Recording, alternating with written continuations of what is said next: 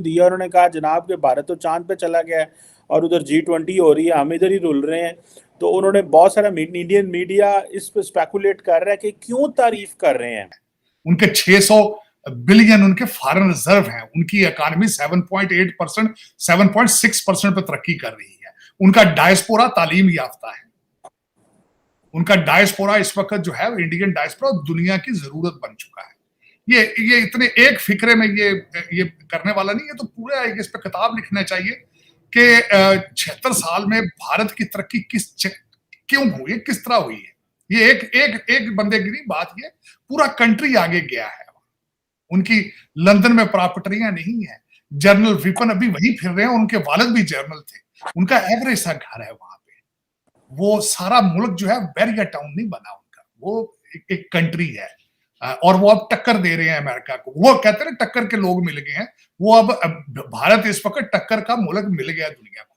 मैं बल्कि ये कहता हूं कि कॉलोनी वो जो इन्वेजन यहाँ पे होते रहे, इन्वेडर्स और कॉलोनियलिज्म का बदला अब लेने के लिए भारत तैयार हो चुका है, मैच्योर हो चुका है। ये मानना होगा मैं इस वक्त जिस तरीके से भारत ने, और उसके पीछे सिर्फ एक सीक्रेट है, तालीम, जिसको आप छोड़ के भाग चुके हैं। आप भाग गए। आप मैं परेशान हैरान होता हूं आपके वकला और जजेस, जब मेरे दोस्त जो मेरे मेहरबान है, मुझे जब वो मैसेज करते हैं व्हाट्सएप पे, तो 2 फिक्रे इंग्लिश की नहीं लिख सकते तफसील के साथ, उर्दू में ट्वीट करना पसंद करते हैं, उर्दू में कम्युनिकेट करते हैं। शर्म की इस पे ये बात है। तो मैं तो खैर इसको कंपेयर करने नहीं चाहिए भारत के साथ। मैं समझता हूँ पाकिस्तान की बेइज्जती है भारत के साथ कंपेयर करना। अब आप कांगो अफगानिस्तान के साथ अपने आप को मैच किया करें। उनके साथ बात करना जो है सख्त ज्यादती है आपके साथ। अब मैं वो कहना चाहूंगा कि मियां साहब, आपने पाकिस्तान के लिए क्या किया, मेरा क्वेश्चन है। 76 साल का, मैं कल परसों किसी के पास बैठा तो मैंने बात की कि ये आज नहीं पकड़ तकड़ हो रही चीमा साहब। आपने खोड़ो साहब, मोहम्मद अयूब खोड़ो को आपने 2.5 साल की सजा दी थी टाइपराइटर चोरी करने के लिए। ये 1947 की बात है। मेरे एक अजीम फील्ड मार्शल आए थे उसके बाद, और उसके बाद फिर हम देखते ही रह गए। अयूब खान अजीम फील्ड मार्शल आए। उसके बाद जनरल नियाजी साहब आए जो कहते थे कि मैं तारक बिन जियाद का टाइप का जर्नैल हूं, मैं कलकत्ते पहुंच के दम लूंगा, आखिरी गोली आखिरी सिपाही।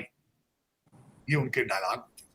फिर जब वो फोर्ट विलियम में गए कलकत्ता, तो किसी ने कहा पहुंच गए हो कलकत्ते, आने का बड़ा शौक सी। तो ये फिर चीमा साहब, मैं बार बार ये कहता हूं सुनने वालों को, ये मैं समझता हूं मेरे अपने लिए एक शर्मिंदगी है। लाहौर से 100 किलोमीटर 150 किलोमीटर के फासले पे दिल्ली के अंदर दुनिया और है, दिल्ली के अंदर लोग और हैं, उनके मकासद कुछ और है, और हम हैं यहाँ पे। हर बच्चा पैदा होता है पाकिस्तान में, लेकिन वो पाकिस्तानी नहीं होता। पैदा होते ही लंदन के ख्वाब, पैदा होते ही मुल्क से नफरत, मुल्क से भागना। आप देख लें इस वक्त आपके जो हालात हैं इस वक्त, मैं शर्मिंदगी के साथ ये कहूंगा कि आपका हर मुल्क के फैसले करने वाला पाकिस्तानी नहीं है, डुअल सिटीजन। और बदतमीजी के तूफान है चीमा साहब पाकिस्तान के अंदर। आप कह रहे हैं इलेक्शन होने वाले, कौन से इलेक्शन होने वाले? कैबिनेट भी बन चुकी है आपकी, आप कह रहे हैं कि आपके फैसले, आपका इलेक्शन होने वाला। सीट एडजस्टमेंट क्या इसका मकसद है? किस तरीके से आपके लोगों को कागजात नामजदगी नहीं जमा करने दिए गए? ये कहा आप इलेक्शन इसको कहेंगे आप? मैं तो इसको इलेक्शन नहीं कहूंगा। इलेक्शन तो हो चुके हैं। हर बच्चे को रिजल्ट पता है कि पाकिस्तान का रिजल्ट क्या है, अगला प्राइम मिनिस्टर कौन है, अदालतें किस तरह लेट गई, सारी अदालतें किस तरीके से रिलीफ दे रही हैं। इनको आप अदालतें कहेंगे? आप इनको अदालतें कहना अदालतों की तौहीन है? ये कौन सी अदालतें? लेकिन चीमा साहब, मैं अफसोस है, मैं ये कहता हूं कि दुनिया में डेमोक्रेसी कहीं भी ऑलमोस्ट ठीक नहीं है, लेकिन आप तो डेमोक्रेसी का ड्रामा करने में भी नाकाम है। भाई ड्रामा कर लेते को अच्छा सा यार, कुछ भरम रख लेते। आपका क्या ख्याल है, यहाँ जो एम्बेसडर हैं पाकिस्तान में बैठे हैं यार, ये नाक में रोटियां डाल रहे हैं, ये रिपोर्टें नहीं लिख रहे पाकिस्तान में क्या हो रहा है। और आपकी ट्रांसलेट होती है, आपकी इंग्लिश अखबारें और चैनल तो आपने बंद कर दिए, लेकिन वो ट्रांसलेट कराते हैं, रिपोर्टिंग कराते हैं, वो फिर साइफर भेजते हैं पीछे कि ये देखो क्या कर रहे हैं, जमहूरियत के साथ क्या कर रहे हैं, ये हाइब्रिड सिस्टम के साथ क्या कर रहे हैं। कल किसी ने यहां सवाल उठाया यहाँ वॉशिंगटन डीसी में कि why the civilian government in America meeting a military general in uniform. American ने सवाल उठाया, उन्होंने, किसी ने क्या उठाया, उन्होंने जवाब दिया। उन्होंने कहा फिर क्या करें, 5 दफा अमेरिकन सदर गया है पाकिस्तान, 5वां दफा मिलिट्री डिक्टेटर था वहां आगे रिसीव करने के, उन्हें भी पता है। सियासतदान कमजोर है ताड़ साहब हमारे, इनके अंदर कुछ है ही नहीं नहीं नहीं, नहीं। आपका मकसद मर्दाना कमजोरी की तरफ तो नहीं है, लेकिन ये कि चीमा साहब दर हकीकत आपके सिर्फ सियासतदान कमजोर नहीं है, आप as a country, as a कौम कमजोर है। आप बैसीते कौम हथियार डाल गए हैं। You are losing a grip. You have gone bankrupt as a country, as a nation. सियासतदान कहते ठीक भैड़े मान लेना, जज ठीक जे, जर्नलिस्ट ठीक जे, जर्नैल ठीक जे, एंड तो सारे पाकिस्तानी, इनमें कोई भी जर्मन नहीं है जिनका मैं नाम ले रहा हूं, सारे पाकिस्तानी। कभी इन्होंने सोचा कि पाकिस्तान का क्या बनेगा? बॉटम लाइन तो पाकिस्तान की है ना, जलीलो ख्वार तो आप पाकिस्तान हो रहा है ना, बाहर थप्पड़ तो पाकिस्तान को पड़ रहे हैं ना। कल मैं हैरान हूं, हमारे मिलिट्री चीफ साहब है यहाँ पे, पाकिस्तानी, सुना है कि पाकिस्तानी ताजरों से उन्होंने कहा है कि पाकिस्तान आए। ताजर कौन थे सामने बैठे हुए? Uber driver, limousine driver, door dash, इनसे। $9 मिलियन किसने दिया? वो भी तो दिया एक बंदे ने। नहीं, वो बड़ा 9 मिलियन प्लेज किया होगा, देना किसने, क्या क्यों देना, उसने गलती की, उसने क्यों दिया? उसने लोड तो कोई लोड नहीं, कोई लोड तो उसको क्या पता पाकिस्तान 9 मिलियन पहुंच रहा है कि नहीं पहुंच रहा? नहीं, हाँ, डोर डैश के लोगों को कहना कि पाकिस्तान आओ, और सबसे बड़ी बात कहते हैं हमारे एम्बेसडर है, इन्होंने पढ़ा के भेजा, इन्होंने एम्बेसडर स्पेलिंग नहीं होता, जिनसे कहते हैं कि यहाँ का डायस्पोरा हमारा एम्बेसडर है, उनसे एम्बेसडर के स्पेलिंग पूछे नहीं पता उनको क्या है। इस पाकिस्तानी डायस्पोरा के ऊपर पाकिस्तान की कितनी इन्वेस्टमेंट है? ये डिग्गियों में घुस के आते हैं डंकियां लगा के, तो आप कहते हैं डायस्पोरा एम्बेसडर है हमारा। तार साहब, लेकिन आप पढ़े लिखे लोगों की क्यों बात नहीं करते, जो हार्वर्ड में, थिंक टैंक्स में है, जो बिजनेस कर रहे हैं? आप भी तो कामयाब हैं, आप भी तो कामयाब हैं। नहीं चीमा साहब, नहीं, मुझसे तो मेरे जैसे लोगों को तो दुनिया नफरत करती है, मेरे जैसे लोगों के खिलाफ तो गंदे अल्फाज इस्तेमाल करते हैं, क्योंकि मैं चीखता हूं कि मेरी मादरी मिलत के कपड़े फाड़ रहे हो 76 साल से, मेरे तो खिलाफ है। मुझे क्यों कहता ये पूरा मुसलमान नहीं, एक इंडियन ना फिरदा जी, तुसी ना फिरो, मैं तो कहने लगा तुसी मेनू ना वोट देना यार।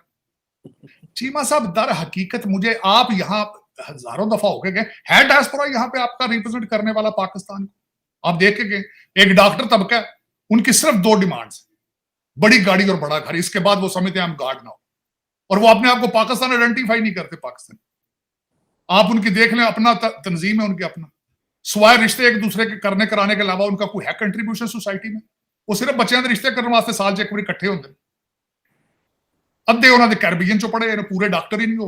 मैं जाती तौर पे अमेरिका में 35 साल रह रहा हूं, मुझे पता चल जाए डॉक्टर कैरेबियन से पढ़ के है या इलाहाबाद मेडिकल, मैं उससे प्रिस्क्रिप्शन नहीं लिखाऊंगा, मुझे पता है इनकी एबिलिटीज क्या है। 2 नंबर डॉक्टर ने सारे। चीमा साहब दर हकीकत बात यह है कि तुसी पाकिस्तानों आए तो पता नहीं हमारा डायस्पोरा कैसा है, और एम्बेसडर ने पूछ लो यार, उबर ड्राइवर क्यों सामने भाले नहीं यार, की दे सकते पाकिस्तान की करन? पीटीआई के कारकुन ने सारे, पिपल पार्टी दे ने, नून लीग के कारकुन ने, उन्होंने पता ही नहीं रिपब्लिकन पार्टी ते डेमोक्रेट पार्टी की है, उन्होंने पता ही नहीं, कहते ने तिजारत ताजर है, किस चीज के ताजर है? कुछ चीज है पाकिस्तान यहां से एक्सपोर्ट हो रही हो या वहां से इधर आ रही हो, फिर पता नहीं क्यों उनको क्या। हमारी सबसे ज्यादा एक्सपोर्ट अमेरिका है, 22%। ठीक है, मेरा ਉਹ ਵੀ ਹੈ ਸ਼ਾਨ ਦੇ ਮਸਾਲੇ ਭੇਜ ਦਿੰਦੇ ਹੋਗੇ ਤੁਸੀਂ ਉੱਥੋਂ, ਕਿਹੜਾ ਕੋਈ ਮੇਰਾ ਮਕਸਦ ਭੇਜ ਰਹੇ ਹੋ ਉੱਥੋਂ ਕੋਈ ਕੰਮ ਦੀ ਸ਼ੈ ਬਣਾ ਕੇ। सबसे ज्यादा एक्सपोर्ट इस वक्त, मैं I was shocked other day to read this news कि बांग्लादेश चाइना से ज्यादा कॉटन के कपड़े और दूसरे चाइना को क्रॉस कर चुका है।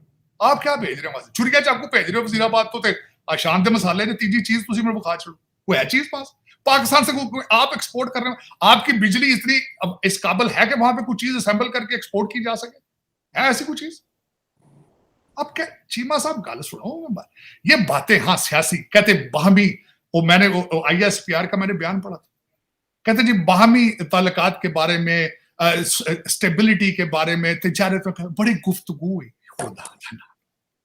लेकिन तार साहब, आपको नहीं लगता कि आर्मी चीफ का defence secretary of state, deputy national security adviser से मिलना ये एक चीज तो है, और अमेरिका पाकिस्तान वो मिले क्यों है आपसे, मैं बता देता हूँ। यहाँ सारा कुछ चल रहा है वॉशिंगटन DC में इस वक्त, जो एक गैप आज आया है अमेरिका और भारत का, आप उसका फायदा उठा रहे हैं, और कुछ भी नहीं बात, कुछ भी नहीं फायदा। तीसरी बात है इसमें कोई नहीं और, जो एक long term थोड़ा सा gap. नहीं थोड़ा सा पास आया है थोड़ा सा, और उसमें उसका कसूर भारत का ये है कि उनकी इकोनॉमी बहुत ज्यादा तेजी से ऊपर जा रही है और अमेरिका इज फीलिंग हेल्पलेस। और दूसरा, उन्होंने यूक्रेन में सपोर्ट नहीं किया, नंबर वन, इंडिया ने। और उसके बाद उनका स्टैंड जो है, उन्होंने गाजा पे भी उनका स्टैंड डिफरेंट था, अमेरिका की बात उन्होंने नहीं सुनी। अब जो 10 कंट्रीज का अलायंस बनाया रेड सी में, इंडिया उसमें भी शामिल नहीं। और मैं आपको अर्ज करना चाहता हूं, उन्होंने अपने 2 शिप भेजे हैं वहां पे, ISS कोची और ISS कलकत्ता, ये भी अमेरिकनों को अच्छा नहीं लग रहा। तो वो एक थोड़ा सा गैप है, तुसी उस गैप चो अंदर वड़ गए डॉलर लेने वास्ते। तीसरी बात ही कौन सी बात।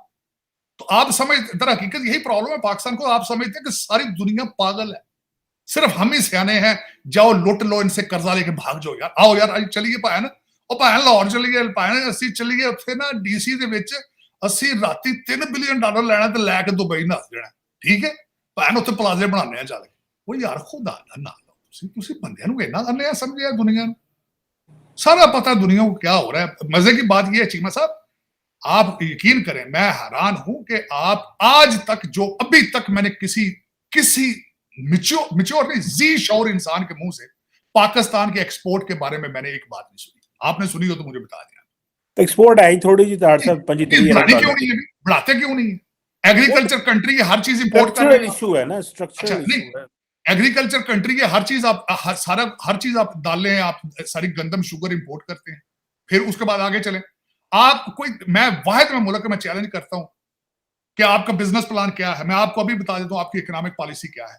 पाकिस्तान के पूर्व प्रधानमंत्री नवाज शरीफ ने एक बार फिर से भारत की तारीफ की है। बुधवार को पार्टी मीटिंग के दौरान उन्होंने कहा कि भारत चांद पर पहुंच चुका है, लेकिन हम अब तक जमीन से ऊपर नहीं उठ पाए हैं। देश में ऐसा नहीं चल सकता है, हम इस हालत के लिए खुद जिम्मेदार हैं। पाकिस्तान में 8 फरवरी को आम चुनाव होने वाले हैं। इसके लिए नवाज शरीफ अपनी पार्टी PMNL ने प्रधानमंत्री पद के लिए उम्मीदवार हैं। वो पाकिस्तान के खैबर पख्तूनख्वा प्रांत के मनसेहरा से चुनाव लड़ेंगे। नवाज शरीफ की बेटी मरियम के पति मोहम्मद सफदार ने मीडिया से बात करते हुए कहा, नवाज गुरुवार को मनसेहरा से नॉमिनेशन पेपर फाइल करेंगे। इसके अलावा नवाज के लाहौर से भी चुनाव लड़ने की उम्मीद है। नवाज ने पार्टी मीटिंग में कहा, 2013 में हमने देश से आतंकवाद को मिटा दिया था, कराची में शांति हो गई थी, देश में हाईवे बने, CPEC योजना की शुरुआत हुई और विकास होने लगा, लेकिन फिर 2018 में मुझे सत्ता से हटा दिया गया। हमने 2013 में